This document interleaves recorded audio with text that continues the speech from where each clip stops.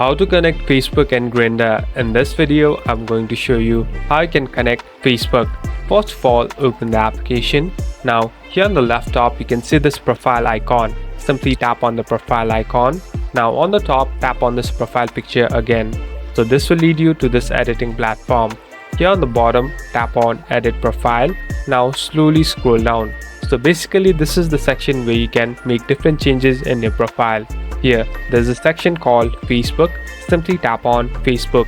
So this is the place where you can enter your Facebook UID. So after you do that, it will be connected to Facebook account. Now you must open Facebook app and allow every settings, and both the app will be connected. Thank you for watching this video. I hope this video will help you.